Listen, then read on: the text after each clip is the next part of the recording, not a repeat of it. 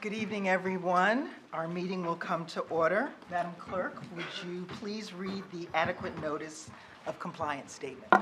Adequate notice of this meeting has been provided by the City Clerk's office in preparation of the Council annual meeting notice dated December 15, 2022, which was properly distributed and posted per statutory requirements.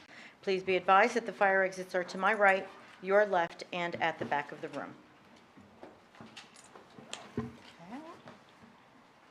Thank you. And can we have a roll call? Ms. Allen? Here. Ms. Fox? Here. Ms. Hamlet? Here. Dr. Levine? Here. Mr. Miniger? Here. President Vartan? And President Pro Tem Hairston? Here. Okay. Madam Clerk, would you please read notices regarding closed session, hearings, and comments? A closed session meeting is authorized by state statute, was announced and held prior to the start of this meeting, and the known items for discussion were listed on the published closed session agenda. Please be advised that council meetings are broadcast live on Comcast Channel 36 and Verizon Channel 30, and rebroadcast on Thursdays and Saturdays on HTTV on Comcast 36 and Verizon 33. When invited to speak, please come to the lectern, clearly state your name and address, spell your last name, and speak into the podium microphone so that your comments can be understood by all and properly recorded. Whenever an audience or council member reads from a prepared statement, please give or email a copy to the City Clerk's office at cityclerk@cityofsummit.org.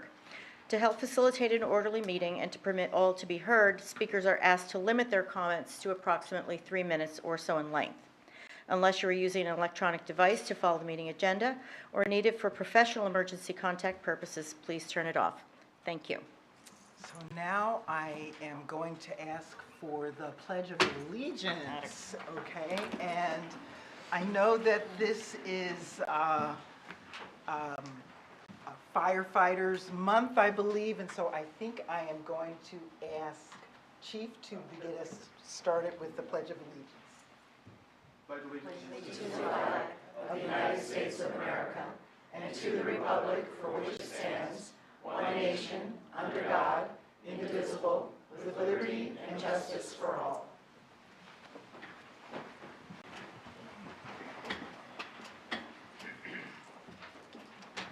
Okay, I got everybody nervous there, thought we'd forgotten the Pledge of Allegiance. So we will begin with approval of minutes. Do I hear a motion to approve the minutes of the regular and closed session of our last council meeting? Actually, Council President, it's April 4th and April 18th. April 4th and April 18th, okay. So let me read that again. Do I hear a motion to approve the minutes of regular and closed session agenda for April 4th and April 18th? So moved. Second. All in favor? Aye. Aye. Any opposed? The motion carries.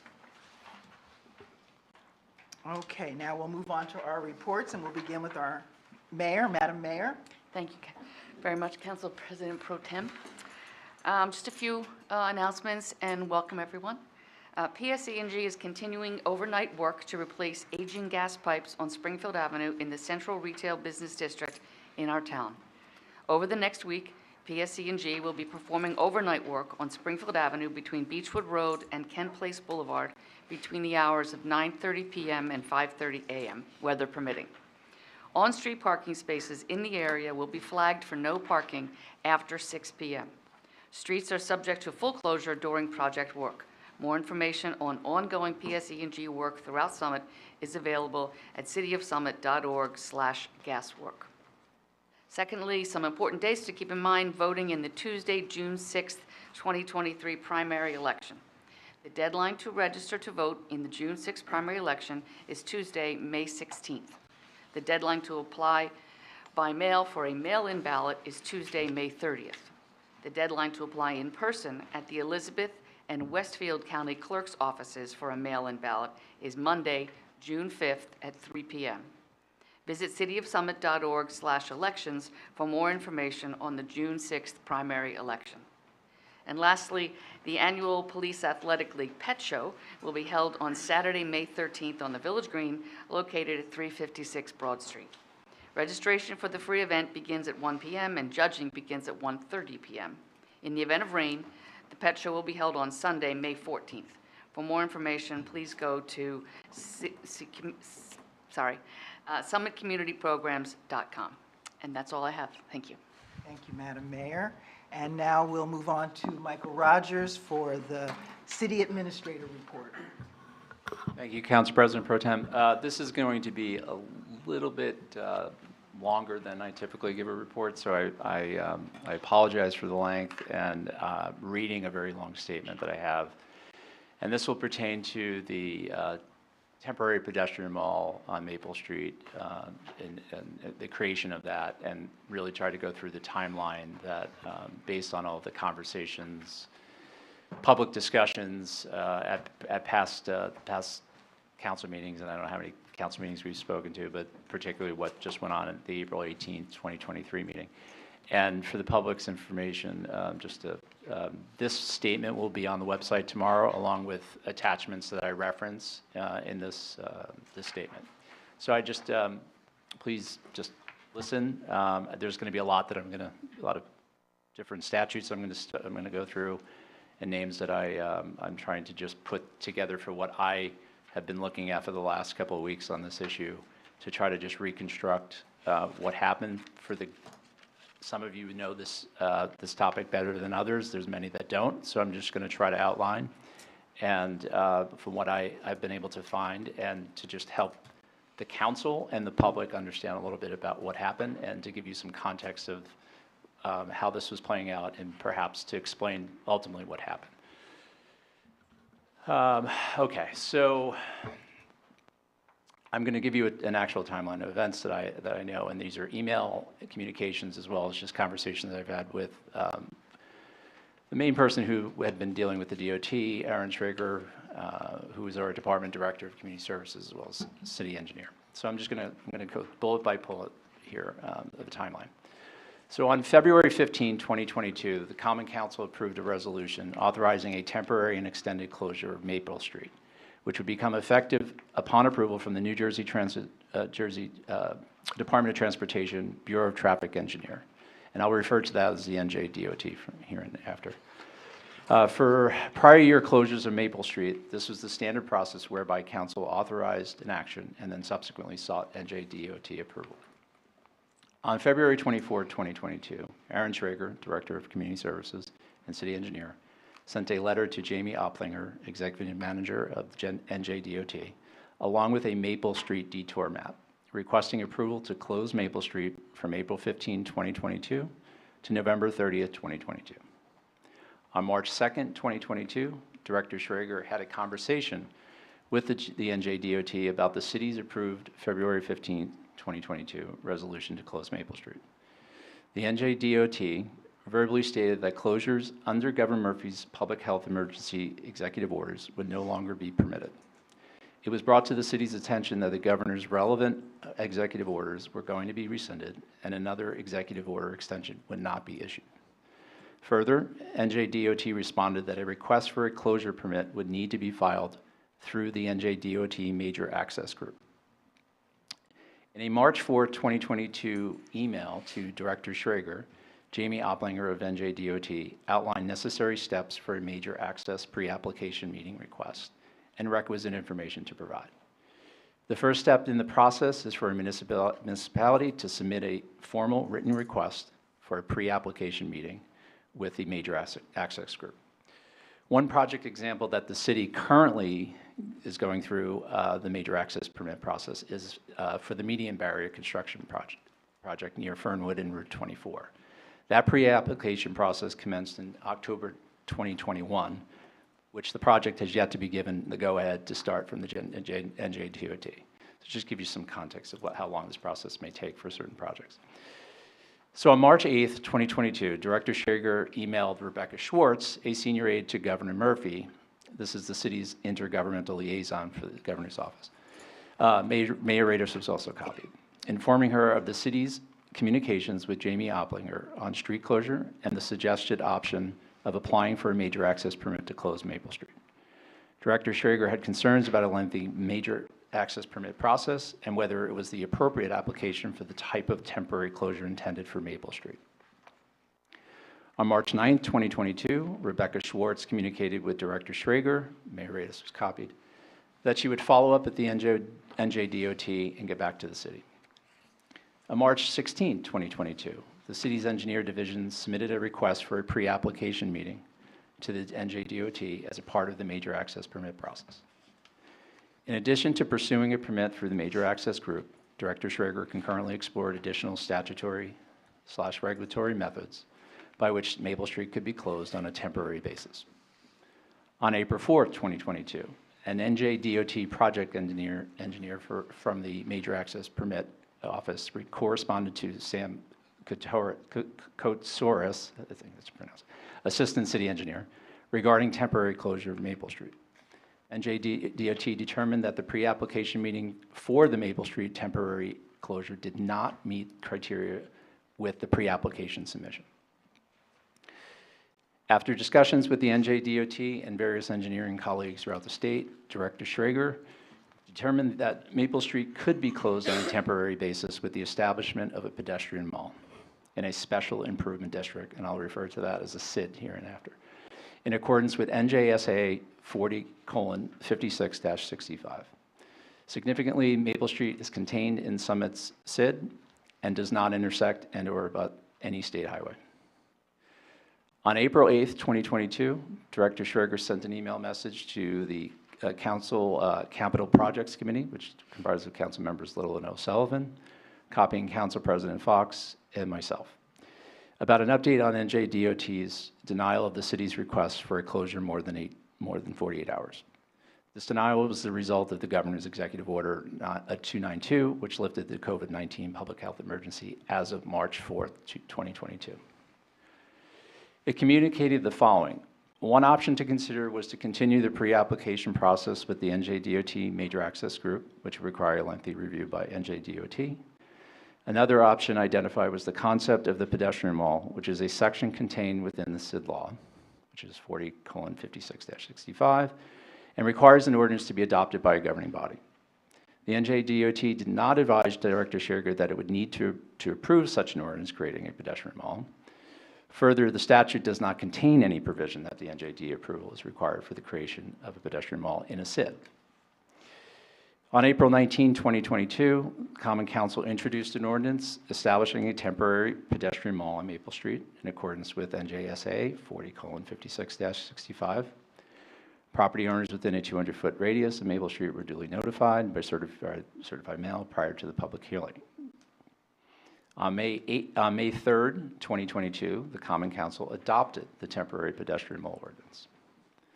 On May 18, 2022, following the passage and publication of the ordinance creating the temporary pedestrian mall, Director Schrager and Mayor Radis spoke with NJDOT Deputy Chief of Staff, Vanessa Holman, who indicated that NJDOT was considering streamlining the process for street closures in the future. On May 23rd, 2022, Millburn Township's Engineering Department requested that Director Schrager send a copy of the city's recently enacted ordinance. Then on June 28, 2022, when asked whether the city sent the ordinance to NJDOT for approval, Director Schrager advised that it was not sent to the NJDOT as he did not believe at the time the applicable statute required such approval. On June 21st, 2022, Millburn Township passed an almost identical ordinance creating a temporary pedestrian mall on its main street, which is in Millburn SID and does not intersect and/or abut any state highway. Millburn Township temporarily closed Main Street in late June 2022.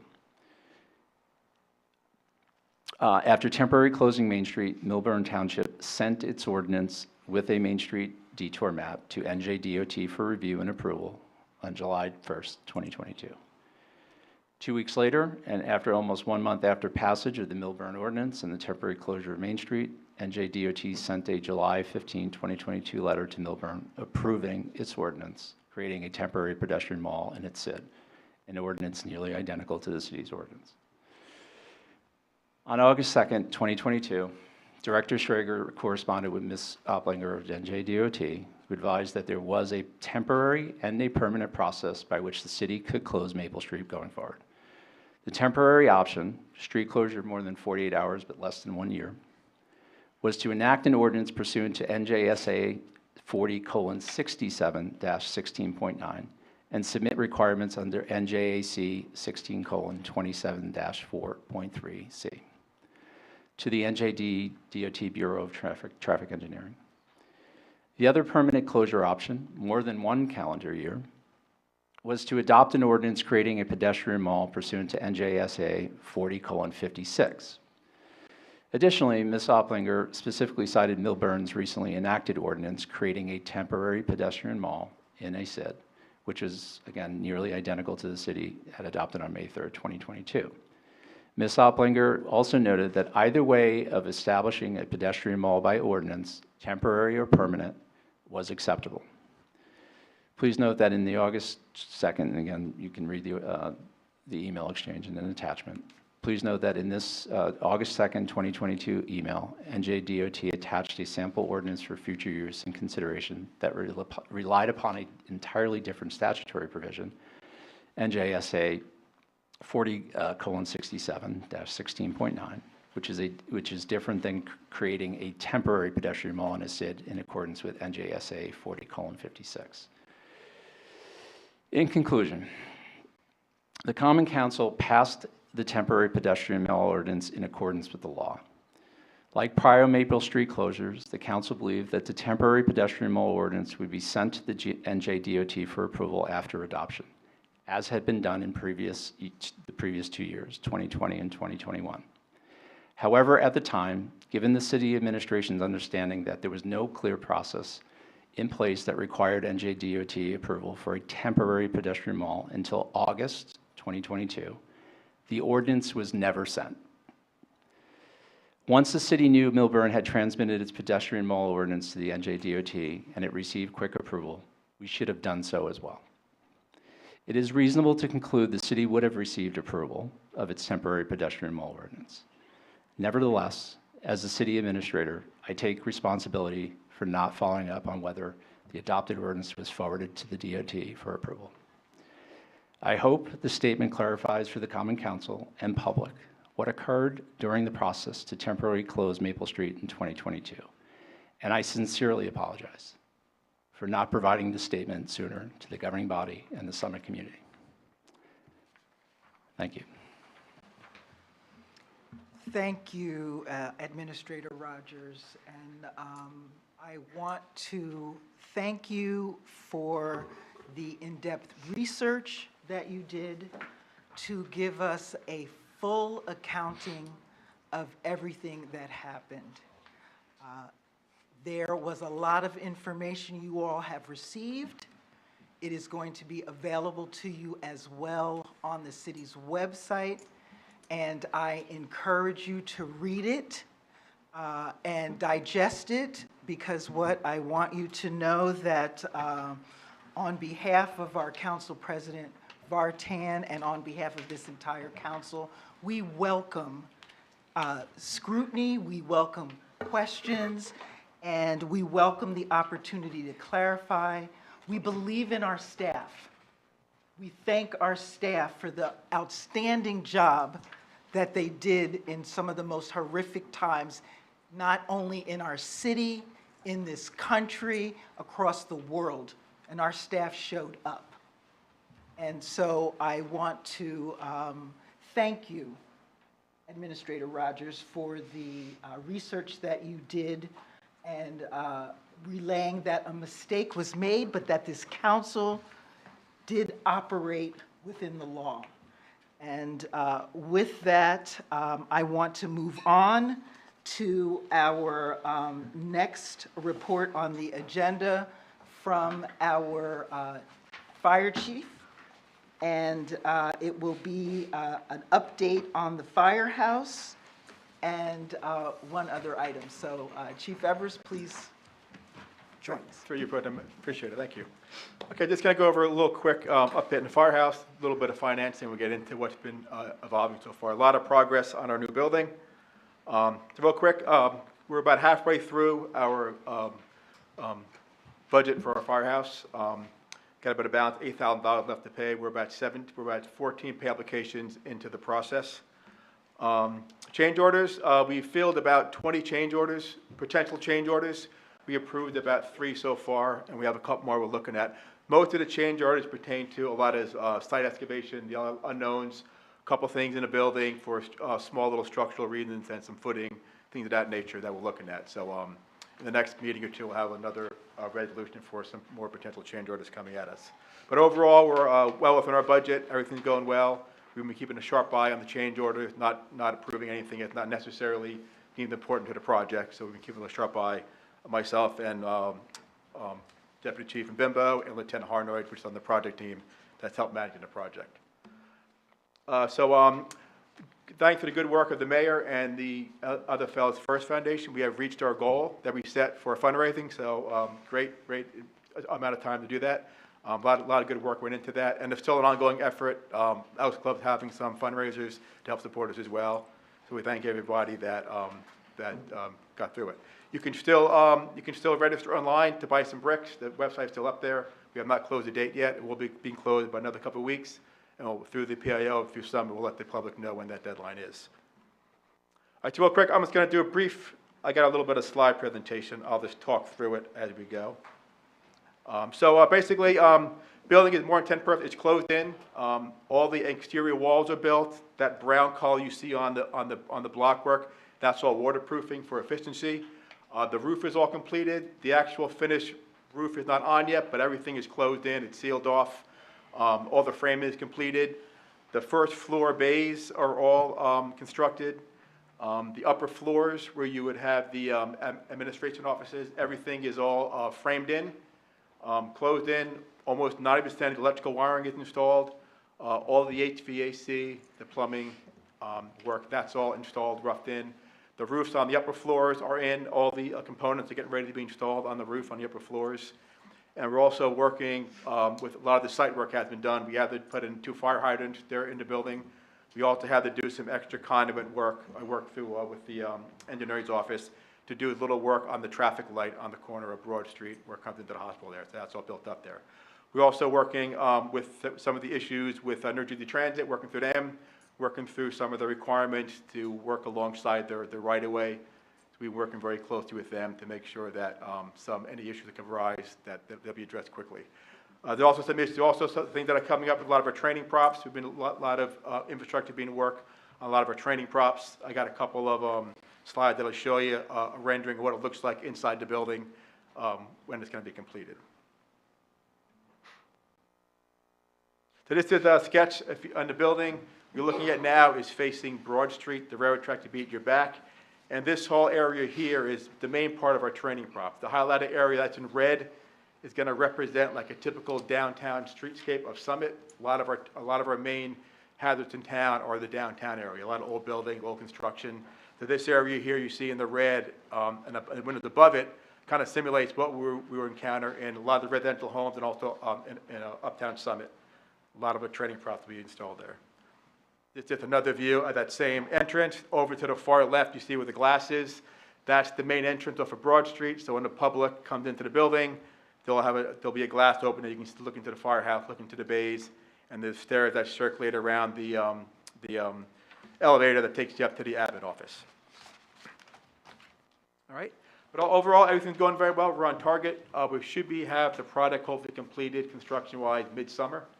The next step moving forward is starting to put brick. They call it the water table of the building. The first 4 feet, all the brick are almost installed.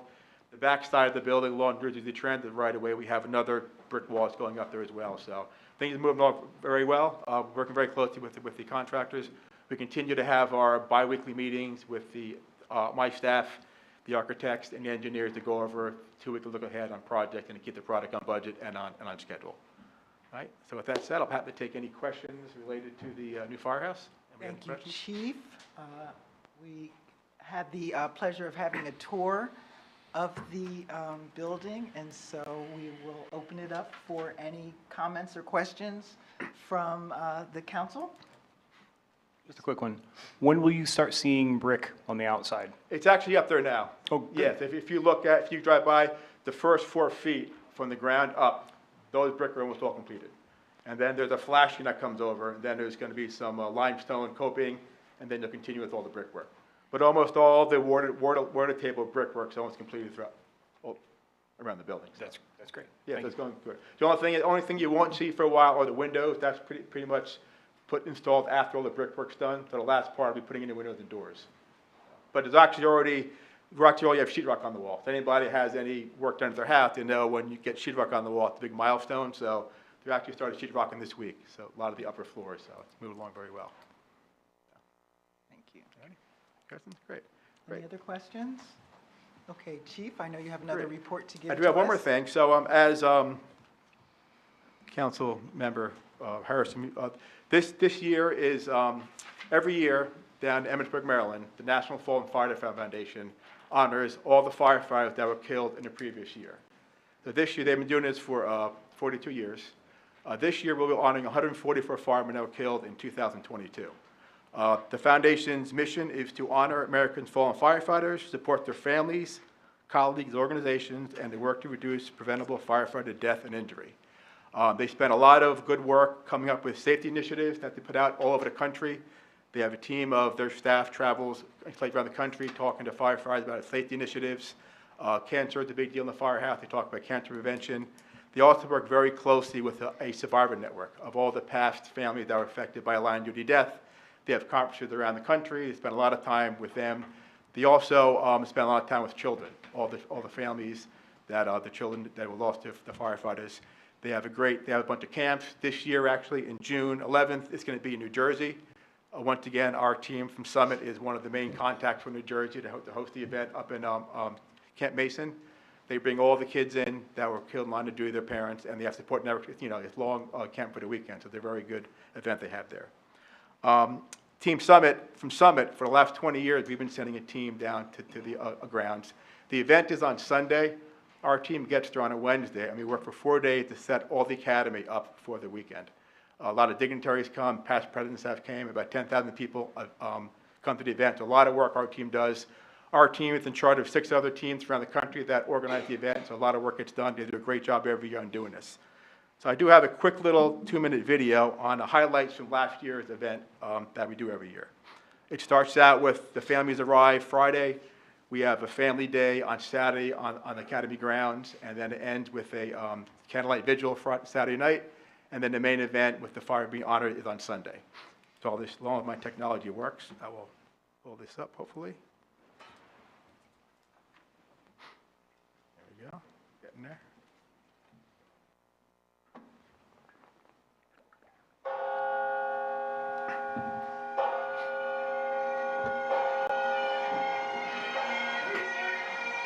You can't see it, huh? Minimize that, minimize that. What's that? Could it go down? 2022 Minimize. National Fallen Firefighters Memorial Weekend. Give me 1 second. Can you get to the desktop? Stay screen, not sure. Aaron? Aaron, you know this, right? You're good at this stuff. I think he needs to use He's your- younger, he should. Save the firefighter.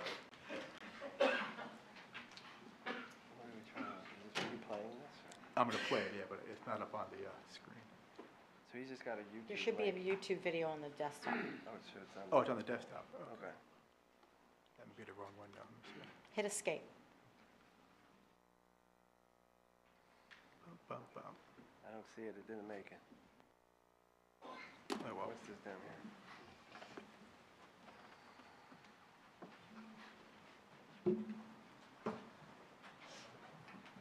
That's already on there, but not on the bottom. No, that's not. Yeah, it's not showing up on the screen. Technology will get you every time. Every time. It's plays right there, yeah.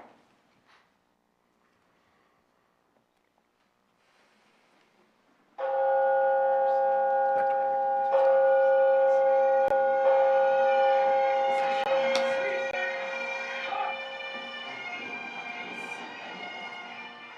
Welcome to the 2022 National National Fallen Firefighters Memorial Weekend.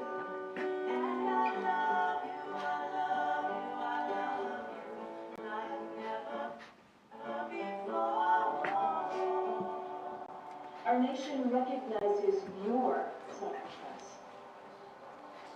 It is through you, the keeper of their memory, that they live on. My name is Cherry Hills. My husband was Bud Hills. I miss him so much. There isn't a day that doesn't go by that I don't think about him. It's my first thoughts in the morning and my last thoughts in the evening. These firefighters chose to walk a path paved with danger and uncertainty, adversity and sacrifice for the greater good. Tomorrow and night can be.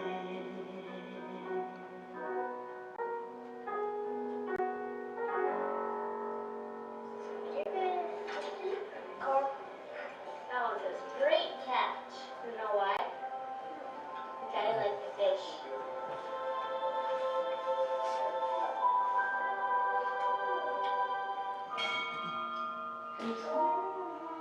So peaceful and still. And now you don't worry about what's happened or what will. 'Cause life never ends. And life's never been. And all of your answers lie waiting for you here.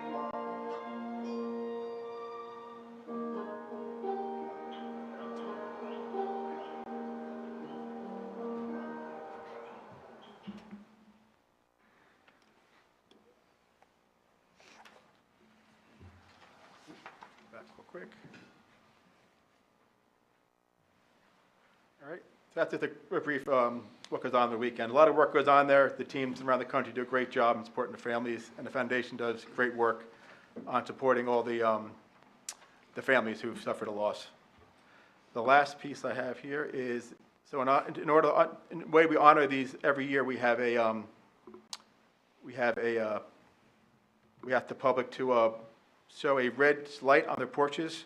The public information officer is putting something out on the paper to have red lights on your porches this week up until Sunday in honor of all the firemen in North Carolina duty. So you'll have that to the press. I think we went out yesterday through Amy McCarn's office, brief description of what we're asking for the public to do. So with that, I appreciate your time. Thank you.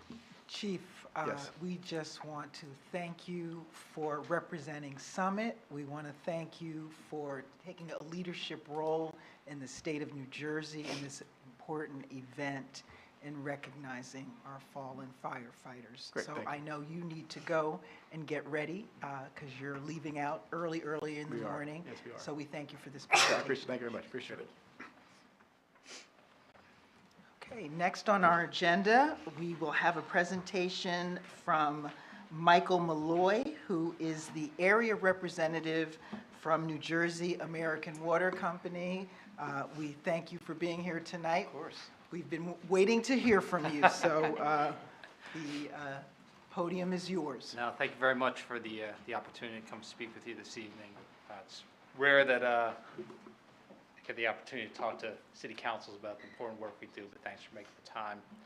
So Mike Malloy, Senior Operations Manager, New Jersey American Water, based out of Short Hills. Our service territory covers as far east as Irvington, as far west as Tewksbury, as far north as Little Falls, and we serve the entire city of Summit. So New Jersey American Water is the largest investor-owned water and wastewater utility in the state of New Jersey. Most folks are familiar with our water work. We are engaged in wastewater services as well, including a number of local communities. That's ever something that interests Summit in terms of getting out of the sewer business. That's something we're always happy to talk to you about. In terms of how we manage our assets, we're very proactive in our maintenance activities and our operations activities. So probably the most visible of those activities are hydrant flushing, blow-off flushing, and valve inspections. That's something we take upon ourselves every year. Go out, flush all the hydrants, make sure they're all in good working order, every single hydrant, every single opportunity is taken to make sure those hydrants are functional. Blow-offs are dead ends at our systems, just to flush through those, make sure the water quality is fresh in those. Valve inspections, all of our larger valves are inspected every other year, and our smaller valves are inspected once every 4 years to make sure that they're in good working condition, that in the unfortunate event of a main break, we're able to get as small a shutdown area as possible to get those repairs completed as quickly as possible. GIS, or Geographic Information System, is something we've invested in over a number of years now, where we go out and we actually geolocate all of our assets, all of our valves, hydrants, and other assets. Comes in handy when valves get paved over and you're looking for them in the middle of the night. You can find them pretty easily using the equipment that we have. As well as leak detection, we have 2 employees who go out every single day and proactively perform leak detection on our system to make sure that those leaks that may not necessarily be surfacing are located, so hopefully we can get after them before they turn into a larger issue. And then the fire hydrant you see on the right-hand side, you've probably seen some of those disc-type objects on the front of fire hydrants throughout the city. Those are actually leak detection monitoring nodes. They turn on early morning and they listen to hear acoustically whether or not there's any leaks between different hydrants. It's a tremendous system that allows us to pick up on any leaks, in addition to avoiding more pronounced main breaks. It also allows us to keep the amount of water that's wasted through the leaking system down. So making capital investments proactively is a major part of our business. As you can tell, there's been an increase in the amount of investment we're making across the state. As you can tell, there's an increased amount of investment over the years. It's our approach to get after these system improvements proactively rather than reactively. And as this slide also demonstrates as well, those are miles of pipe that have been replaced. Some of those numbers include work that's been completed in the city summit as well. Hopefully I should have made this a little bit darker so it's a little bit easier to read, but this is a rundown of recent investment in the city. The map on the right-hand side, which is probably also a little bit difficult to read, is a graphic depiction of where we've replaced valves, hydrants, as well as mains within the city. Some of these are major arteries through our system. You can see 20, 24s, 12s. Those are kind of larger arteries for us. I'm sure we're all familiar with Morris Avenue. That's been a major project for us. Very congested underground space as well. Customer service is important to us. We're available 24/7, 365 days a year. Main breaks don't wait. Whether it's New Year's Day or Christmas Day or whenever, we're dispatching crews in the middle of the night to handle emergencies as they come in. So if customers ever have any issues with their service, phone number is the best number to reach. There'll always be somebody on the other end of the phone there to pick up and to dispatch a crew to handle that issue. And there's also another variety of different ways that we communicate with our customers as well. We have a website where we post service alerts.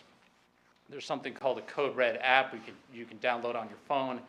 And if your home is located within an area that's going to be shut down for service, if there's a main break, if there's hydrant flushing that may cause discolored water, that notification will come across on that app.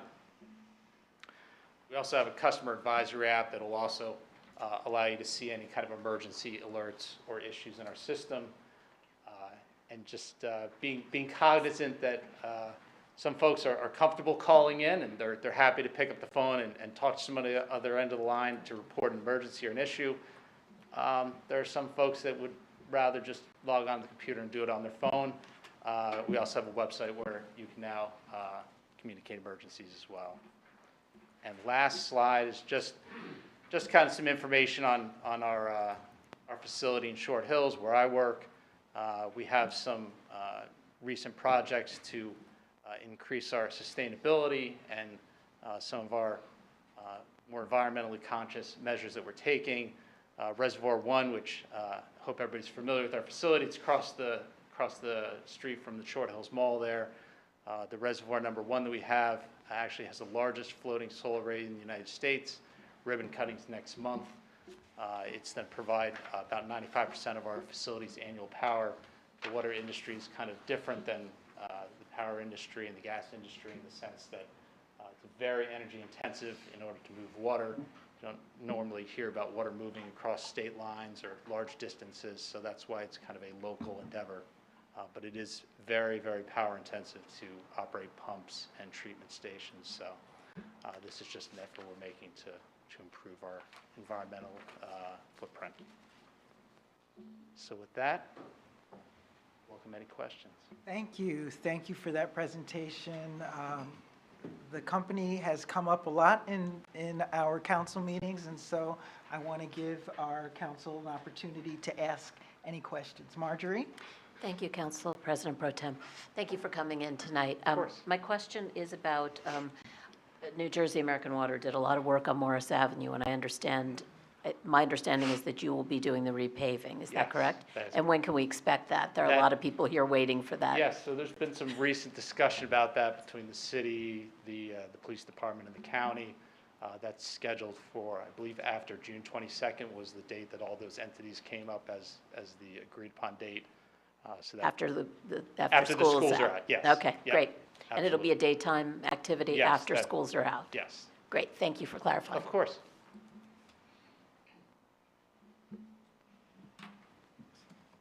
Councilwoman Hamlet? Thank you, Council President Pro Tem. Thank you for coming tonight. Of course. Where can we find an update, or maybe we can talk to Director Schrager as well, regarding what roads you're also responsible for and the priority in which they would be paved after the work is done?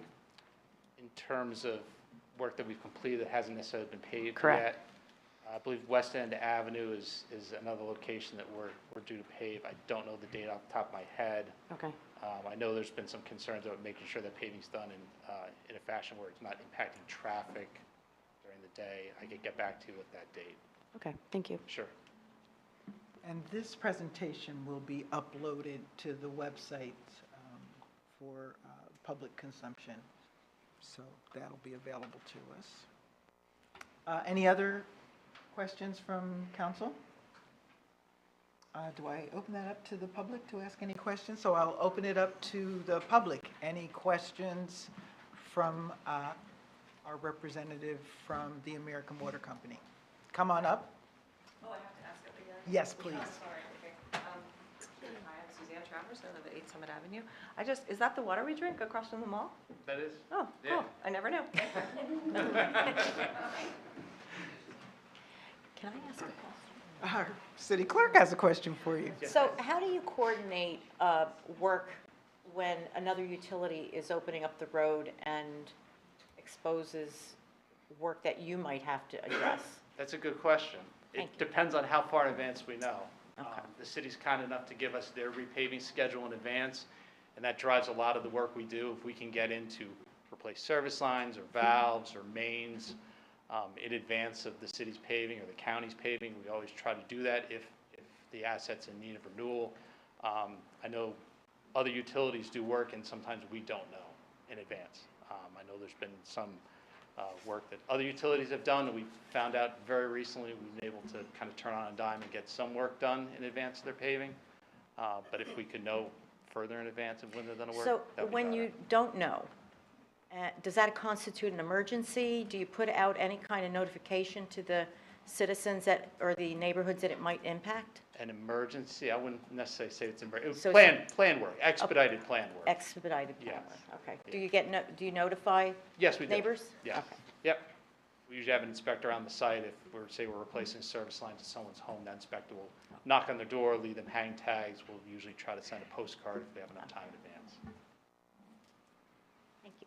Well, we thank you for this presentation. I know, Mayor, there was a time when we were having flooding in different parts of the town, and the mayor was in touch, and we gave out a number, and I believe you have a number where residents can reach you on your presentation. And Correct. so we hope we don't have that flooding again. I see one other question from the public, please. Hi, thank you for your presentation. Diego Hoy, Cargill Court. I've been talking to some friends on Kent Place Boulevard, and they have been talking about the quality of the paving. After you guys completed the work, it doesn't go all the way from curb to curb. It kind of leaves about a foot, maybe, from the curb into the actual asphalt. So they've been asking if that's going to be fixed. Was that paving done after our main replacement on Place Boulevard? I believe it was. Okay. We can certainly check all the paving out there. Usually, if it's, I've never heard of it being off a foot from the curb. About, I Okay. haven't measured it yet. Yeah, usually either half width or full width, so, but we're happy to check it out. It's not a problem. Thank you again. Of course. Thank you for your time. Alrighty. So I know next up on the agenda, we're ready to move on to resolutions. And our first resolution up is from Finance. Do we ask the clerk to read the? No, that would only be an ordinance. That's an ordinance? President. Okay. You just deferred to the Finance Chair. So Councilmember Finance Vinegar. Chair, that would be Councilmember Vinegar. Thank you, Council President Pro Tem. This is number 10368, and this resolution authorizes emergency temporary appropriations for the municipal operating budget. The statutory language required in a resolution like this uses the word emergency, but this is a regular occurrence, not an emergency. These temporary appropriations are to help fund city operating expenses and payroll expenses until we have adopted our 2023 budget later this spring. And in fact, the 16th of May, I'm hoping, is when we will be doing so. I move to adopt this resolution. I second. Okay, we're going to have a roll call vote. Excuse me, Susan? Council President, I have a question. perhaps you can Is that open okay? it up to comments first. Oh, open it up to comments first. Thank you, Councilmember Hamlet. You may begin. Sure, thank you, Council President. I just had a quick question, and it, never very good at math, but on page 3, why are the numbers different on page 1 and page 3? Is the total 27, or where's the 14,163 coming from? For this particular one, it's 10,000. Right. Fire. But then what's the Including this resolution, the total has been, the temporary resolutions adopted in this year, 2023, has been a total of 14. Okay, but then in this one, it says total's 27. So I'm just, I think what we did when we set up the temporary operating budget for 2023, that was the 26.25% total amount that we could go up to. I think that's what the memo was saying, and I can't speak to what Tammy put together. No, I see it. Yeah, that's the amounts that we've done in resolutions, temporary emergency authorizations thus far. okay, thank you. Okay, thank you. Any other questions from council?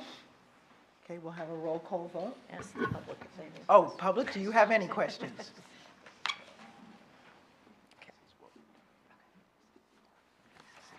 Now we'll get on to the roll call. Ms. Allen? Aye. Ms. Fox? Aye. Ms. Hamlet? Aye. Dr. Levine? Aye. Mr. Miniger? Aye. President Hairston? Aye, and this resolution passes. We'll move on to safety and health, and that would be ID number 10337. Councilmember Fox? Thank you, Council President Pro Tem. So the first safety and health resolution is to appoint Officer Kathleen Majuli to the position of Humane Law Officer for the remainder of the 2023 calendar year.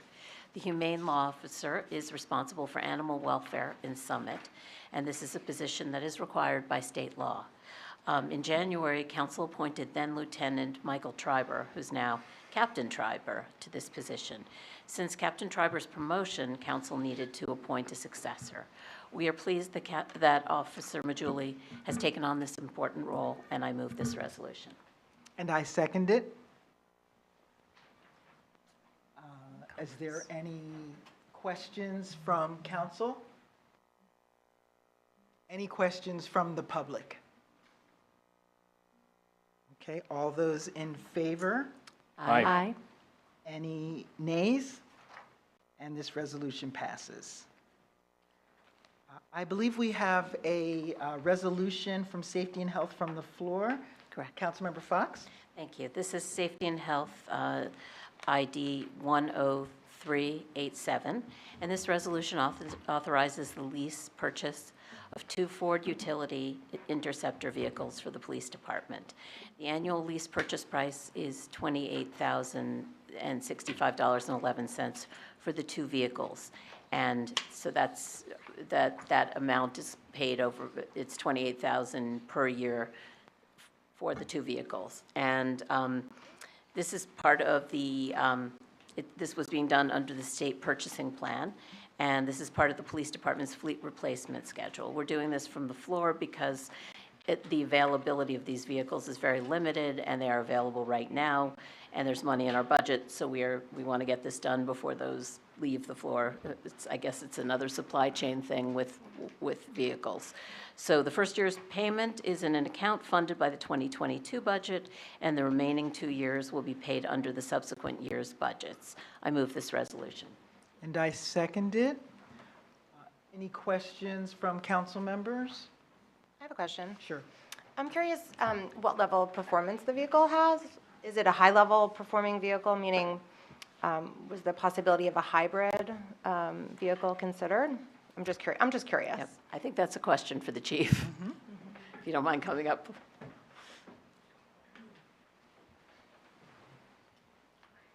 For you, Council President, no, it's not a hybrid. Right now, we're having a tough enough time just finding these 2 vehicles. So, I mean, the thought of a hybrid right now, I mean, with the supply chain issues, it's not even on the table right now. Thank you, But this is a Chief. high-performance vehicle. Probably the state of the science might not be that type of high-performance vehicle would have a hybrid option anyhow. Right. But I mean, I was curious to ask. Some police departments are using hybrids and electric vehicles, but not as part of their main fleet. Got it. Well, I'm glad you got the vehicles. Thank you Okay, for thank you. answering. Any other questions? Council President Pro Tem? Yes. Thank you. Sure. I just have a follow-up question to that. Would we even have the capability of charging it if we were to buy a hybrid? Does that even exist yet? Well, no, that's another. Okay, just making sure. Okay. Okay. If there are no further questions from council, we'll open it up to the public. Any questions on this resolution?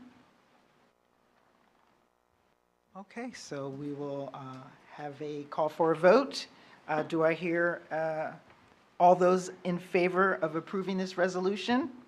Aye. Any nays? And this one is approved. And now we'll move on to administrative policies and community services. That would be Council Member Allen, and that's ID 10349. Thank you, Council President Pro Tem. I would like to introduce Resolution 10349, authorizing an amendment to the City of Summit's personnel policy. This resolution formalizes summer hours starting the Friday before Memorial Day each year for the City Hall administrative offices, which will close at 1 p.m. I ask to adopt this resolution. I second. Okay. Any questions from council members?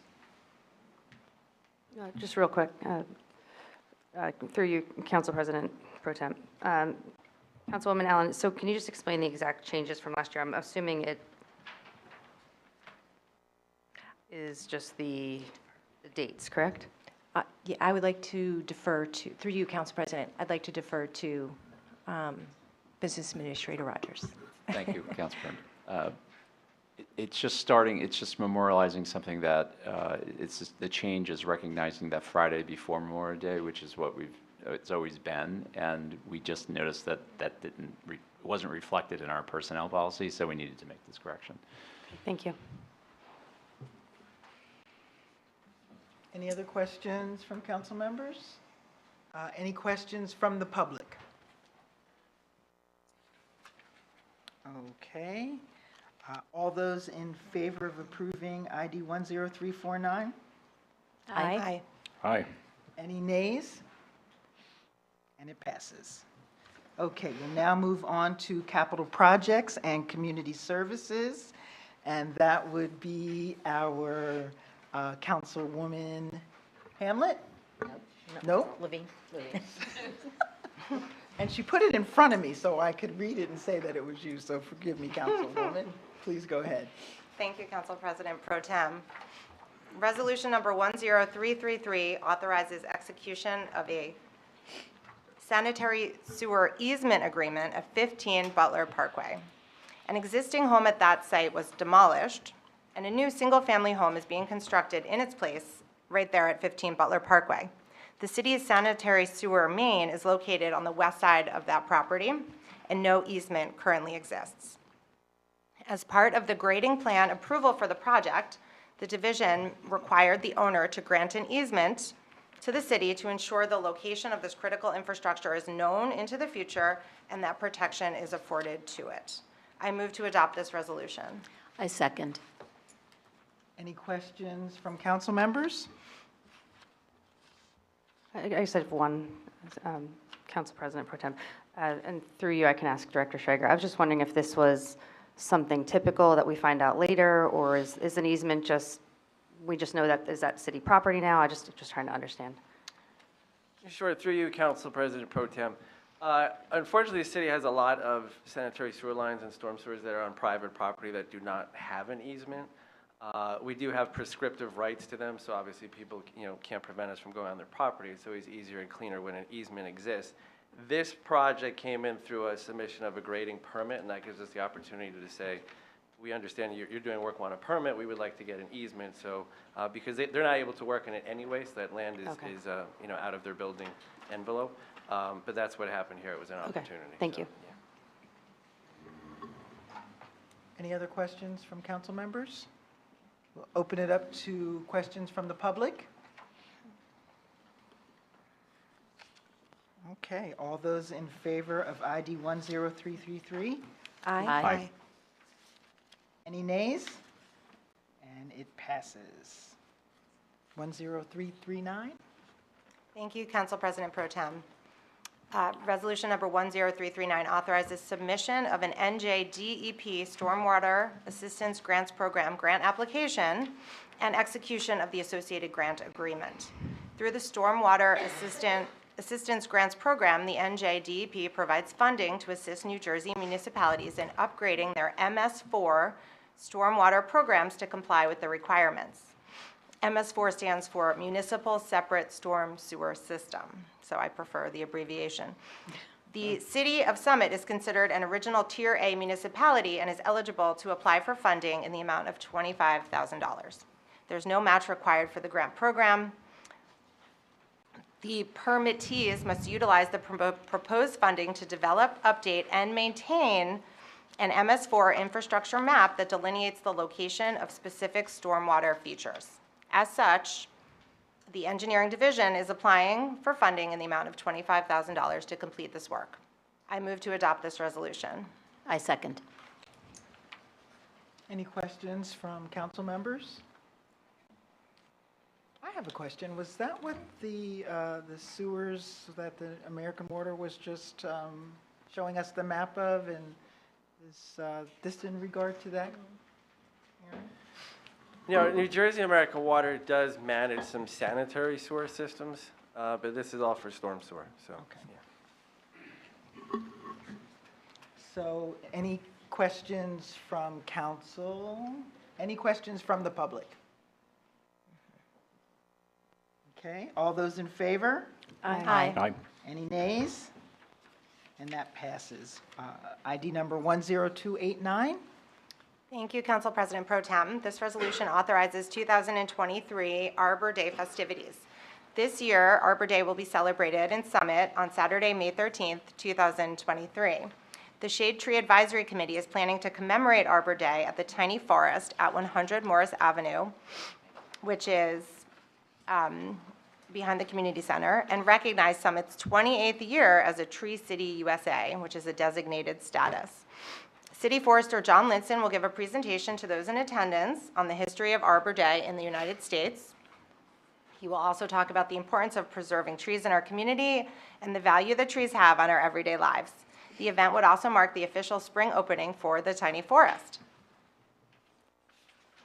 There will also be a reading of an Arbor Day proclamation that day. So this is going to take place at 10 a.m. on May 13th.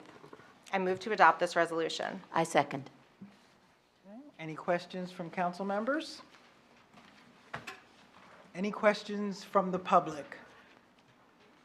I look forward to seeing the growth in the tiny forest. I can't wait for that. So, all those in favor of ID number 10289? Aye. Aye. Aye. Any opposed? Motion carries. And our last capital projects. Sure. Council President Pro Tem, I'm actually going to recuse from this. I'm a trustee of the Reed Street Arboretum, so I'm recusing. Thank you, council member, and we'll turn it over to council member Fox. Thank you, Council President Pro Tem. So this resolution is 10147. It authorizes the awarding of a bid for the Hobart Avenue Sidewalk Project. This project will install a sidewalk along the east side of Hobart Avenue from the Reeves Reed Arboretum to Hobart Road, and then it will cross over to the west side of Hobart Avenue and continue to Ridge Road.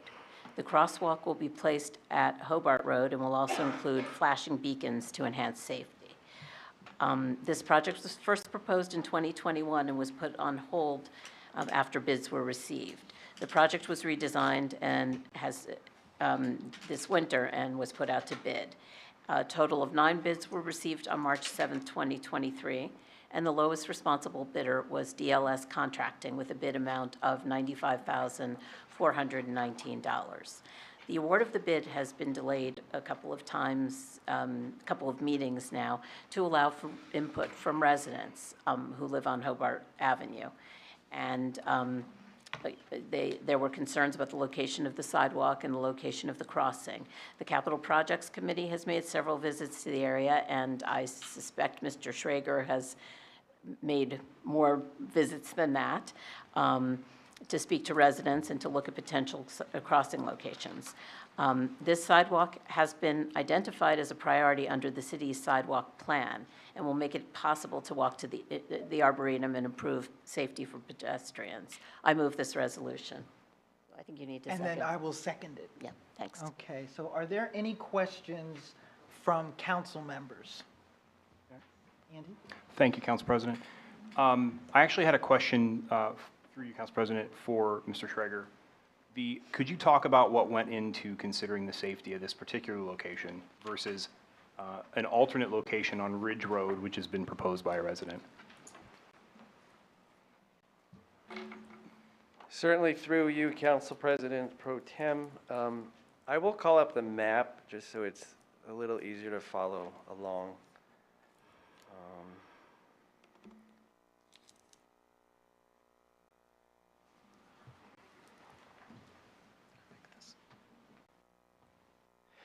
So as stated in the introduction, currently a sidewalk does exist on the west side of Hobart Avenue that then turns up Ridge Road. It does not extend further north up to the Arboretum. That was the main intent of this project, which the concept began probably 3 or 4 years ago at this point. And the current proposal has it shown on the west side up to Hobart Road, where it would cross over at an existing intersection with Hobart Road, and then continue on up to the Arboretum in an area that currently has a gravelly type sidewalk, which is not technically classified as sidewalk because it's not a hard surface. So that would be converted to concrete. Previously, we had looked at the possibility of putting the crossing at Ridge Road and then extending along the eastern property there, which is 141 Hobart, as opposed to 7 Ridge, and then continuing up that way. What we do have, the challenge that we face there is the presence of trees on the, I believe it's 135 or Hobart Avenue, which we can show on the site triangles. This here shows essentially what the driver would see in that gray triangle area. And those trees are blatantly in the way, so they don't meet the required stopping sight distance that a driver would need to be, one, alert to a pedestrian, then have a reaction time, and then for the vehicle to come to a safe stop. We did look at both sides of Ridge Road, and as you can see, the site triangle does go through that tree, those trees. Actually, there's two. And on both sides of Ridge Road, there still is an obstruction there. The desire was not to remove those trees. The forester has evaluated those trees and does feel they are older and healthier and not need to come down. So the option was to pursue it further up to Hobart Road, where you do meet the required site distance triangles. And that's where we are today. Thank you. Mr. Schrager, can you also talk about, we talked also in the committee about the curvature of the road and how that affects the site, the sight lines? Absolutely. When you are on a straightaway, obviously you tend to have the best line of sight for both the driver and the vehicle. But what you also have is the ability to always maintain the clear space along the side of the road. For example, if you look at this picture here, as it goes straight, generally that area that might obstruct view is within the city right-of-way. So any obstructions there we can maintain and take care of. Versus if you are here, you could see the sight line then to start infringing back onto private property in areas where we would have less control to keep stuff out of the clear sight. So.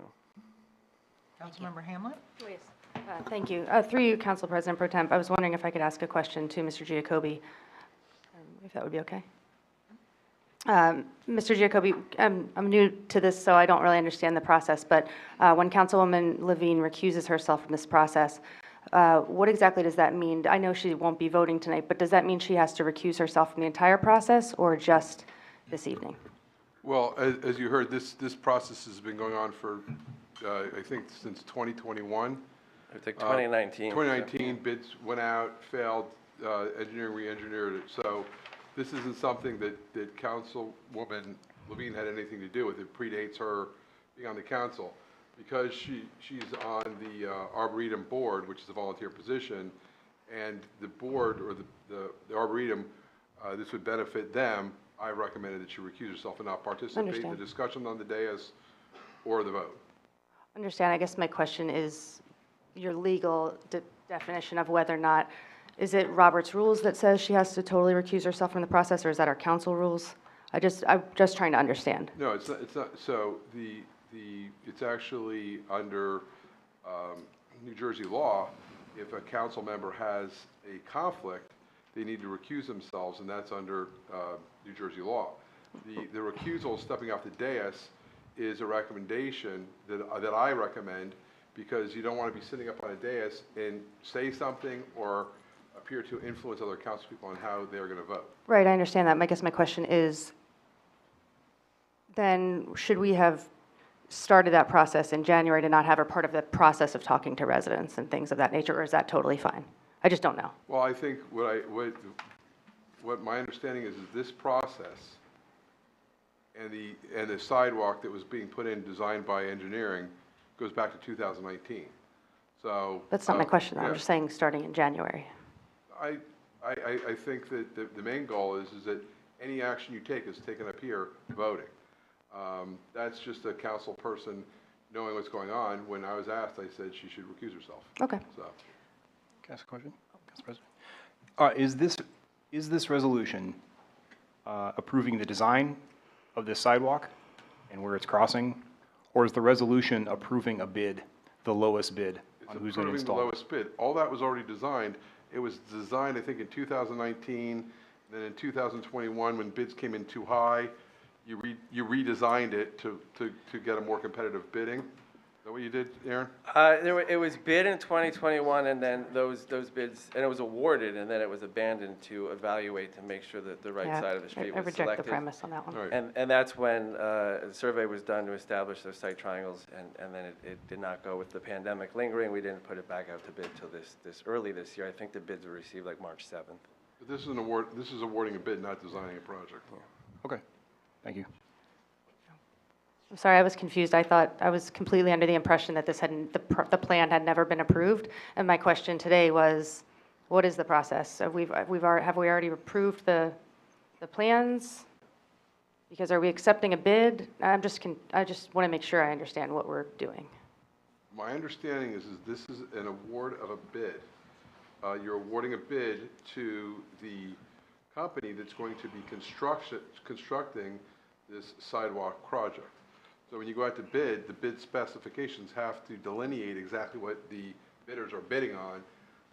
It's not, you're not designing it. I don't know when Aaron had a designer, if he designed it as the engineer, but that was, you wouldn't be designing it now and awarding a bid. Well,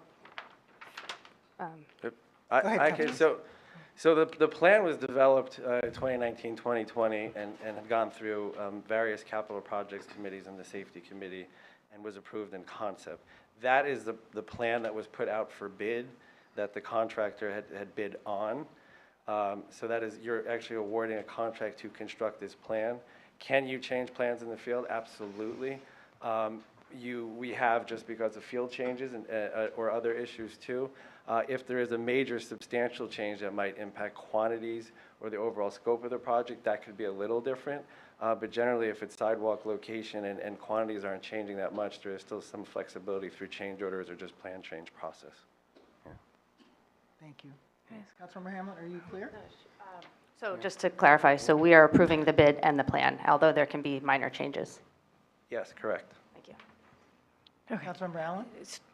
I just actually have a quick question because, through you, Council President. So when administrative policies worked on HTTV, so David and I were on the committee together, I couldn't be a part of the discussions about HTTV when they discussed the budget because I was on the board. So I guess I just want to clarify, are we asking, this ran through CAP. Are you asking the question, because did Jamie work on, did Councilwoman Hamlet work on this resolution in CAP? Is that what, I just wanted clarification. I truly just, I don't understand the process, Councilwoman Allen. So I was just trying to understand whether or not it was appropriate for Councilwoman Levine to be a part of the process, which it very well may be, but I was just trying to understand. Actually, a resident asked me that question today, and I just didn't know the answer. Okay.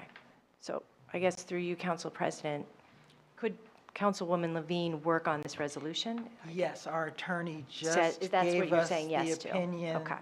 that My opinion is that because of her involvement with Arboretum, she needs to recuse herself.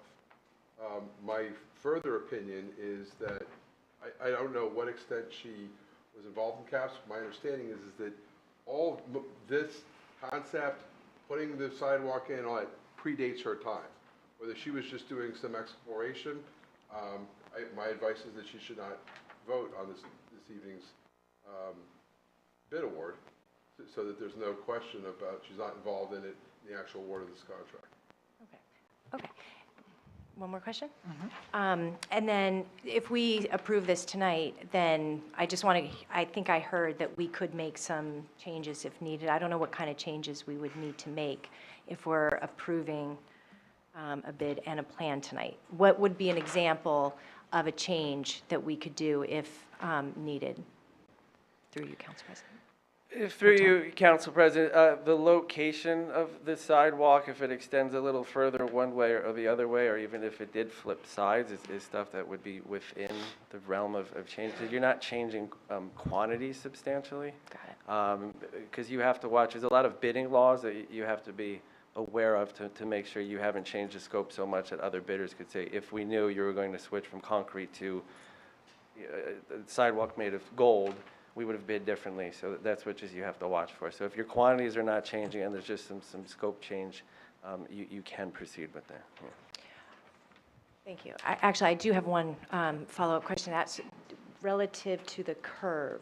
You showed it. Can I see the other slide? Certainly. Director Schrager, I'm sorry.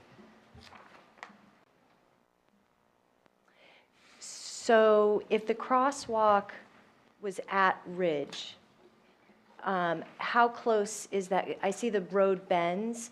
If you were to put a crosswalk on Ridge versus Hobart, it feels like when I look at that picture, the crosswalk would be really close to the bend in the road. Is that correct, on Ridge Road? Correct, yes.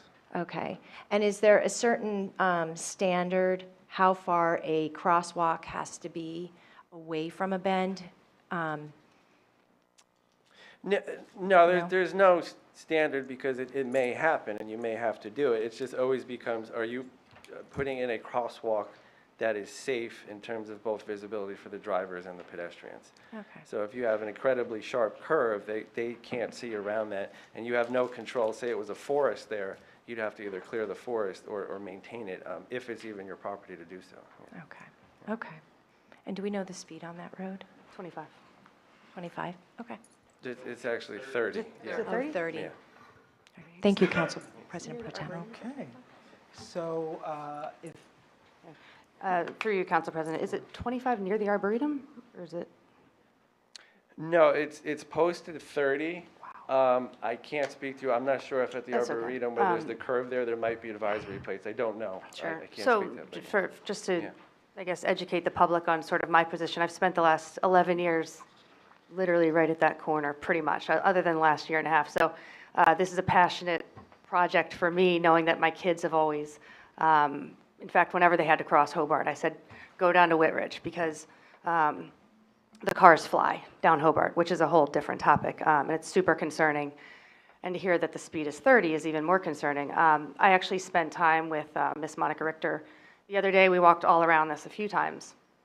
And then we also walked the entire Arboretum path. And then I also reached out to, I think, just about every resident that's within 200 yards. If I missed you, I apologize. But Director Schrager, would you mind zooming out and showing on Google Earth the entire portion that includes the Arboretum? Because when I was looking at it today, and I've been struggling with this, I've looked at it from every different angle. I spent time with Mary today in her driveway. And from Seven Ridge, the perspective there is people are going to cross at Ridge no matter what you do. It's sort of like the high school kids who cross at Butler no matter what you do, and there's no crosswalk. They're going to keep crossing at the Phantom Crosswalk on Morris and Butler. So I went back tonight at 4:30, and I was wondering if your survey looked at the straightaway from right in front of the Arboretum. It's so much longer than the other straightaway, and I was just wondering if that was taken into consideration. Can you pull, I don't know if it's not the right.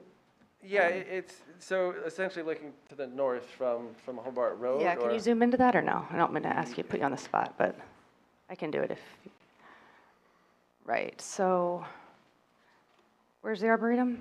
Right, Arboretum, the first entrance is, well, it's only one, but right here is their driveway? so that's the Arboretum driveway? Correct, yes. Okay, do you mind just zooming out a little bit?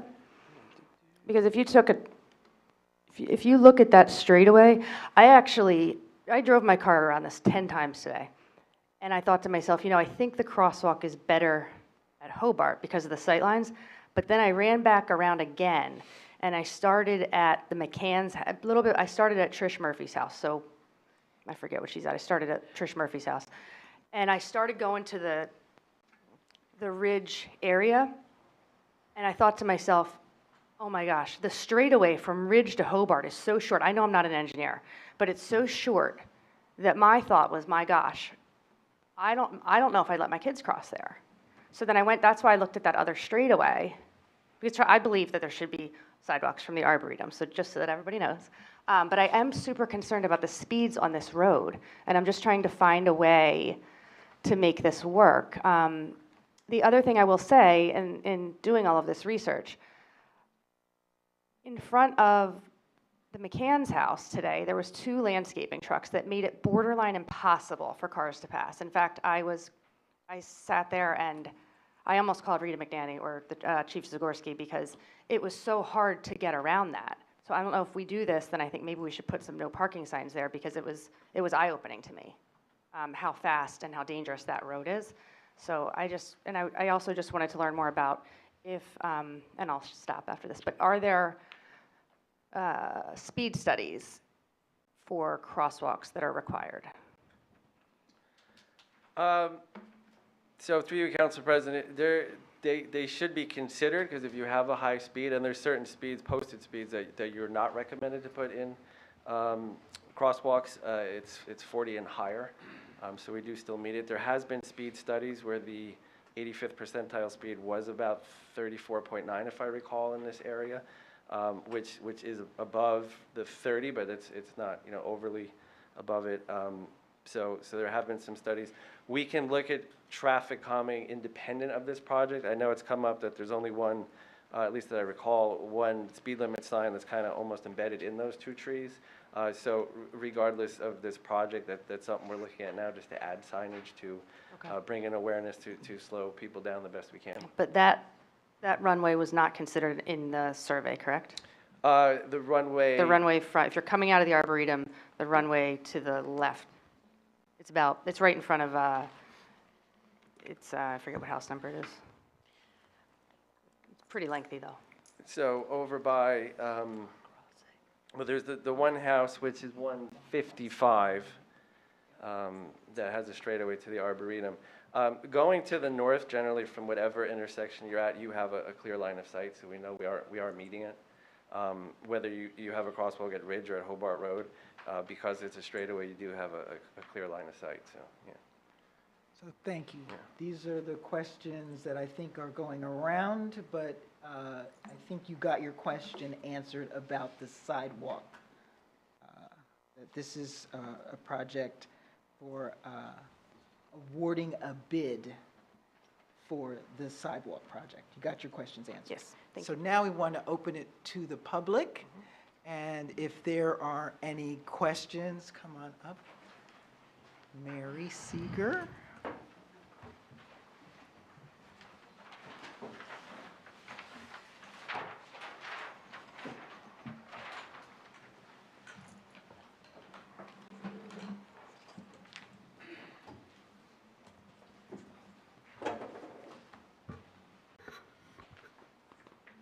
I apologize for the inconvenience. No apology necessary at all. We're happy to see you. So, my name is Mary Seegers Travers, Travers, and I and my family have lived here in Summit at 7 Ridge Road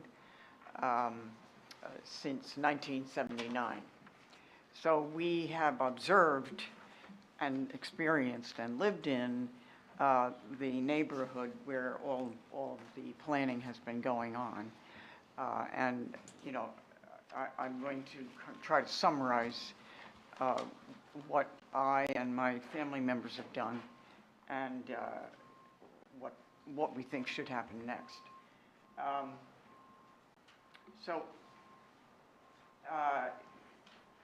First of all, I'm not aware of the first 2 years of the history of this project from 2019, 2020. I didn't hear anything about this. In June of 2021, I received a notice with a blueprint, and if I had any questions for the city engineer, to talk to him. I did meet with city engineer Mateus in August of 2021 and spent an hour seeing if I could just sort of understand the blueprint. After a misunderstanding within the Capital Projects Committee regarding the design and the location became apparent, then my impression was, oh good, okay, is that better? Yeah. Okay. My impression was that the project was shelved for 2 years because I didn't hear anything until January 17th of this year. So there were almost 2 years then when nothing was happening. I broke my leg in December, and so for the first 5 weeks I was in the hospital. And it was only then at the beginning of February that I could begin to turn my attention to this new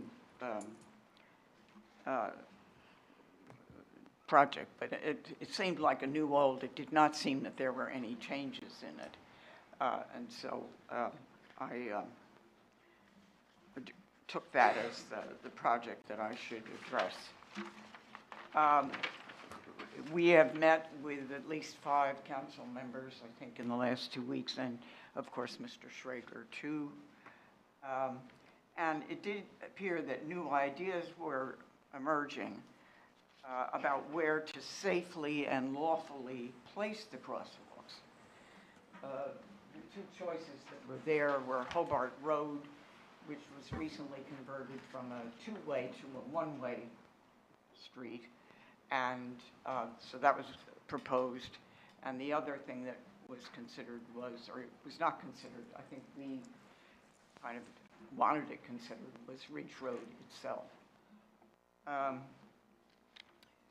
So let me just make sure I'm summarizing this as best I can here.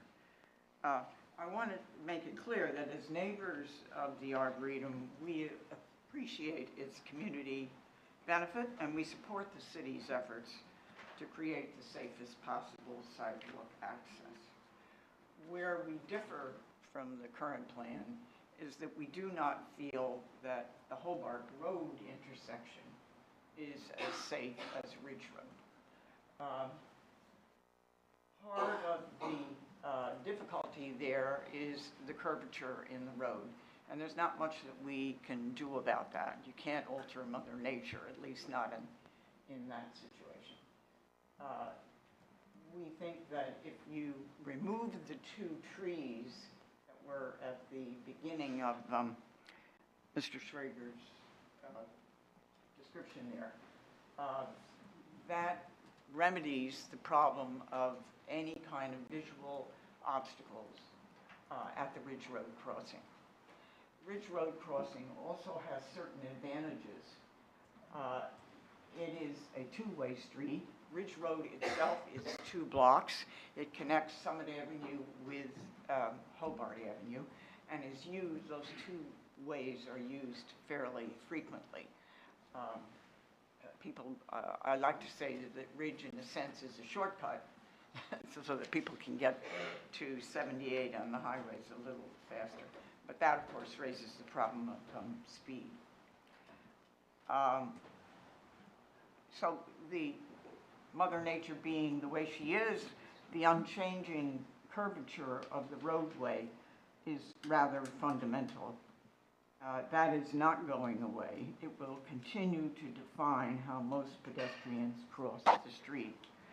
Our experience, 44 years of living in that area, in that house, is that invariably they start at Ridge Road and then begin to slowly jaywalk as they try to get over to the other side. The advantage that Ridge has, it's got a street light, a pretty bright street light. Hobart Road does not. Both of those pathways have full stop signs. Then wherever you put this flashing yellow beacon light, it can go, it will hopefully light up the Hobart Road crossing, but it will be a great assist also in the Ridge Road crossing. I think to meaningfully improve public safety, and that is our primary goal, the visible protections of a crosswalk should be located where pedestrians actually tend to cross. And so I'm a little disappointed that there has been, to my knowledge, no study of the pedestrian patterns of activity there. It seems to me we should put this crosswalk where the most pedestrians cross. So that would be my first thing, is that no, do not approve the bid now. Work with a little more time to first of all, we need a study of the pedestrian traffic, movements of pedestrians to cross Hobart Avenue, where do they do it? That would be very valuable. Secondly, I was not aware of any changes in the blueprint that I got 2 years ago and the one that I got in February of this year at all. I went over it carefully, didn't detect any changes. We could develop an alternative plan looking at Hobart Road maybe as the crosswalk, the other one looking at Ridge, just begin to compare these two plans in terms of primarily safety, sight lines, and cost. The cost of the current proposal is $95,419.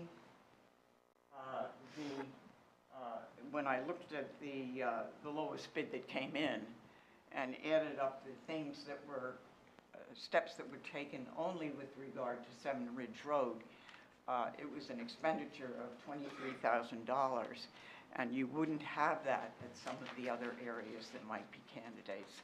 So I would save money as well. But Thank our you. primary concern is the safety of people, and so I would ask you then to give some attention to not approving the bid tonight, taking 2 more weeks or whatever it is to consider some of these things, and just giving it one really very serious, hard, long look before going through them. Thank you very much for your attention. Thank you, thank you. Council Member Fox, I think I want to ask you first, and then I want to ask Director Schrager, because I think there was a comparison between starting out with the crosswalk being at 7 Ridge, and then the decision was to go to Hobart. I don't know that there was, we looked at both, and we talked about both, and what Mr. Schrager represented to us was that with or without the trees, that it was the safest choice was Hobart. Okay. And, you know, I know that there may be a habit right now of people on Ridge, but I think, you know, where you put the crosswalk with the beacons is where most people will cross. It's not a situation where it takes people out of their way. Gotcha. So I think, you know, but I would defer to Mr. Schrager to answer if there's something I've missed. I would too, so we'll hear from you. We'll hear from Director Schrager first. Thank you. Yeah, so when the project began in concept, and again, this was a project identified in the sidewalk installation and maintenance guidelines, through preliminary investigation, we knew the trees would be an issue with the site distance. So there was no formal plan prepared on that side because the removal of the trees was not desired by the CAPS committees at the time. So that takes care of that. Is there some cost because it's on the opposite side that might not be on the other side? There is some. I can't speak to what specifically the change would be. There is some, like the fire hydrant does have to move on the side it's on, but if it was on the opposite side, those are large trees, so you would be adding, you know, several thousand, if not 4,000 or 5,000 for a tree removal for each. So, so there is some gain and loss on both sides, but yes. What I wanted to confirm, there was an evaluation of the benefit of doing it at Ridge Road versus Hobart. That evaluation took yes, place. And not the pedestrian one, because I'm not aware that that's a requirement within your guidelines, but there was an evaluation about Ridge.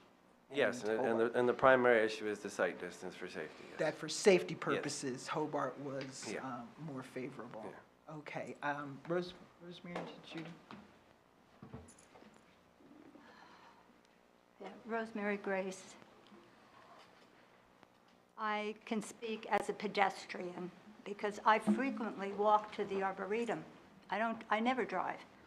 And I walk along Hobart on the sidewalk side, and then I cross Ridge, and I walk on the grass of Mrs. Seeger's Travers property, and then I cross over because I feel it's safer there, which is exactly the plan that Mr. Schrager is presenting for your approval. And I feel it's safer because I can see. That's the best place that I can see. And I'm also a lover of trees, so I would not like to see those mature trees removed just for a sidewalk. The beacon, I think, will be absolutely necessary.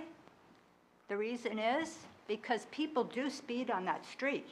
In fact, the police department had placed one of those large electronic signs, you know, the flashers telling you what your speed is. So one day I was there when there was a lot of traffic coming, and I couldn't cross. I had to wait a long time. But I stood and I watched the SUVs and all. Every single one of them was above the speed limit. Not a single one even bothered to slow down when they saw that they were above the speed limit. So having the beacon at that point, further along the sidewalk going on, and then crossing there, I feel would be the safest and most prudent passage for pedestrians. And incidentally, I informally have been asking why we don't have a sidewalk for years, and I think maybe Mayor Radis remembers I started bugging her, I think shortly after she was first elected. So this has been, and I'm sure there are other people also. I mean, this will be a wonderful thing for people to come, from Springfield Avenue, people visiting the city. I mean, the Arboretum is the crown jewel of the city. So I endorse your going ahead with this. I don't think it needs to be further delayed. Thank you for your consideration. Thank you. Other comments? Thank you. So we're Jack and Joanne Paris. We live at Hobart Avenue and at Ridge Road, right on the Hobart Avenue side of the road. I would just make a couple of observations. We've been there for almost 15 years. We ourselves do not cross at that intersection for a couple of reasons. Number one, it's actually simple geometry. The apex of the curve is on the west side. So your sight lines are undoubtedly better on the west side of the road. It's just geometry. I mean, you have the longest viewpoint on the west side of the road. So it's just basic geometry. The other thing is there's two pretty active driveways, ours and our neighbors, the McCanns. So there's cars backing up and pulling out of those driveways exactly at that point where you want to put a crosswalk. Furthermore, Ridge Road, it's a pretty steep road downward. Putting a crosswalk there, I think, is actually very dangerous. There's been incidents in the recent past that during the winter, trucks went down that icy, steep path right through Hobart Avenue, over our Belgian block and into our front yard. Up the hill. So, I mean, this is where the alternative crosswalk is being put. We had to get like the Belgian block replaced there.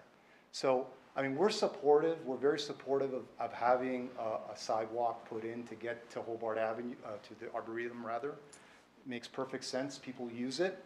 But I think that's a dangerous point. And just to address Delia's point, I think part of the reason why people cross there and not at other places is because the sidewalk doesn't extend beyond Ridge Road. So if there was actually a sidewalk that went across, people would probably use the sidewalk that went across and then crossed at a more safe point. So I think those are, again, we ourselves don't cross there. I walk on my neighbor's lawn and I go down the road and I hop across because I can see you have clear sight lines. I just think it's a very dangerous spot. Thank you. I don't know, Joanne, is there anything else to add? Well, some of it's repetitive. I just want to say about the landscape trucks as well as the delivery trucks that stop, close to my neighbors, the McCanns.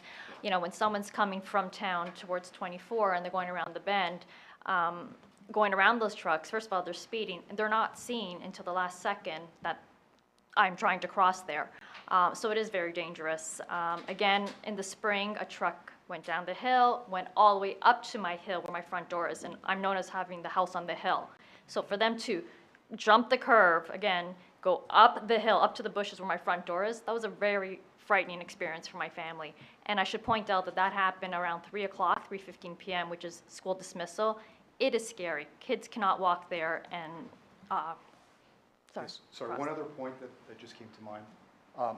In addition to those two big trees, which, I do think it would be tragic to take them down, there is other shrubbery between our houses, the McCanns and the Paris homes, that also block the sight lines. So then the other question is, how much do you need to take down? Do you take down the trees? Do you take down all the shrubs that are in between? Where does this stop? So anyways, those are our points. So we're not taking down the trees. We're not taking down the trees. Right? Okay. I think this gentleman was next. I'm Jean-Paul Travers, 7 Ridge Road, Travers. I'm glad the question of geometry has come up. I'm just going to try to bring up that previous overhead view in Google Earth. I mean, so much to say about this, right? Excuse me. All right. The elements, basically, theme for tonight, the City of Summit can do a lot better than the existing plan. I have no criticism of the existing plan. It's lawful. Just as a point of clarity, the plan that is published on the city's website is dated June 1st, 2021. And so it comes as a surprise to me to hear that it was redesigned in any way over the winter. I don't think that was a meaningful redesign. And I'd also point out that the current plan omits certain aspects of the landscape. So the City of Summit, it's a fine plan, but we can do better. And here's how we can do better. Let's go back to the sight lines. The apex of the curve. This is the defining feature of the landscape. We all, I think, agree on that. It's a little counterintuitive. The reason that pedestrians overwhelmingly tend to cross from the northwest corner, they begin their crossing at the northwest corner of Ridge and Hobart, do a little bit of jaywalking to the north, but for the most part, they're going across Hobart. That's the overwhelming pattern. I'm not saying that other vectors don't happen, but that is the pattern. There seems to be some disagreement or contrasting opinion about that tonight, so clearly what the city should do is pursue a thorough study of pedestrian movements through the area, aggregated pedestrian movements. I'm not an expert in that. The proponents of this plan, by the way, have talked about how it's important that we defer to the experts, and that's good. We should do that. But unfortunately, the council does not have before it tonight an expert plan of study of, as I say, aggregated pedestrian movements through these space. And by the space, I'm talking about the entire space affected by this plan. From south of Ridge Road to north of Hobart Road. That would be the space that should be studied. All right, now back to the fundamental thing about the curvature of the road. The reason that people cross there is because from there, even though the road is curving at the apex of the curve there, to the north, we talk about mutual vision and visibility. Mr. Travers? Can you zoom in a little bit? Sorry. Yeah, sure. I want to zoom out later, though, because it's really, you got to see the 200-yard unobstructed straight sight lines to the north and to the south from the apex of the curve at Ridge Road. And it does not matter whether the person is on the western side of Ridge Road or excuse me, the western side of Hobart Avenue or the eastern side of Hobart Avenue. The sight lines are great, assuming the 2 trees in question are removed. And they do need to be removed to open the door to these outstanding sight lines. So again, the current plan is lawful, but we can do about 3 times better. We can do 300% better in sight lines. Let's jump to the Hobart Road intersection for a moment. And I just want to point out that when Mr. Schrager was talking about it, he described that as an existing intersection while we were looking at a visual aid that included a crosswalk. There is actually not an existing crosswalk there. Of course, these are all existing intersections. All right, a person crossing at Hobart Road has fantastic sightlines to the north, no doubt. Their sightline to the south, the distance from Hobart Road down to Ridge Road is approximately 127 feet. Let's call it 150 feet just to avoid misunderstandings. So that person looking south at a northbound car that's coming towards them, their view of the roadway, the Hobart Avenue roadway, begins to be degraded as their eye line, as the roadway shifts out of their view because of the curve there. So they have about 150 feet of mutual northbound driver, and a crossing pedestrian at Hobart Road have approximately 150 feet of mutual vision of each other and visibility by each other. And that's, you know, that's within acceptable lawful minimums, the compliance, the city's obligation, you know, compliance obligations are satisfied on that. So, you know, it's lawful, right? However, Mr. by Travers, Mr. Travers, I will need you to get to the point because the point is the city can do better. The elements of the plan that my family and I have been writing to you about offer how the city can do better. And I will, and it's basically about putting the crosswalk at Ridge Road instead of Hobart Road. A person crossing at Ridge Road has straight line sight lines to the north and south of over 200 yards. So that's 600 feet of unobstructed sight lines versus 150 feet of 600 feet in both directions, north and south from Ridge Road, versus 150 feet from Hobart Road to the south. thank you. All right? Are you concluding? I'd like to make a complete statement. Thank you. I'd You- like to do that, no, and I'm aware that there's a time limit. Yes, and you've surpassed it, so I'm going to ask you to get to your conclusion now, please. Okay. Why settle for the minimum legal standards? Why settle for, you know, on the conflict of interest? Why settle, you know, for the honorable city solicitor, you know, to recuse yourself just for the vote? There should have been a recusal at least from February 11th, when the counselor is on record saying that as a counselor, this was important to her. You know, listen, here's what it takes. Here's what it takes for Summit to deliver its best to the people, okay? It takes a little bit of patience on the part of the proponents of this plan to get that pedestrian traffic study. This thing is going to get built. The Arboretum is going to get what it wants. It takes patience on the part of the supporters of this plan, and it takes the insistence on the part of the rest of you voting here tonight to say, let's wait, let's do it right, let's have a good process here, let's have the professional advice that supporters of the plan call for, and let's have that aggravated traffic study. Thank you. Excuse me, Thank you very aggravated much. traffic study. Thank you very much. Okay, thank We're you very done. much. Okay. Council members, do you need any additional information? We've got another. Oh, I apologize. Hi, I'm Dan Gregory. I live at 155 Hobart Avenue. Thank you. The person most affected by this, I would point out. Has there been any consideration to enlarge parking on the Arboretum property?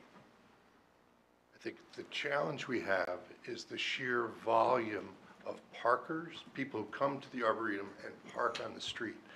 And that's where I think the danger really occurs. You have all these young families coming, they're parking, they're getting out of their car, and they're not going to walk away from the Arboretum to cross the street. They're just going to jaywalk across. And that, I think, is where the danger of this sidewalk really is, because it's luring attendees across the very busy street wherever they want to cross, as opposed to walking south and crossing at the proposed crosswalk. They're just going to cross where they park. And I witness this on a daily basis. So my question is, has the Arboretum been asked to expand on-property parking? It's my understanding it's a 14-acre site. And I'm a big fan of the Arboretum, big supporter. But we haven't, Beacon Hill Club requires that their guests park on their property. Why can't we require that the guests of the Arboretum park on the Arboretum grounds and limit the amount of traffic and congestion at a very dangerous roadway, as we all talked about already? So my question to the mayor and the council is, have we asked the Arboretum, can they expand their parking spaces on the, I don't know if I can do a question and answer, but. No, so, thank you. I think we can, I think Councilwoman Fox would like to answer that question. Well, I think that there are a number of options that we can explore. One of them is by putting a sidewalk here, it means that there are people who can walk from town. They can park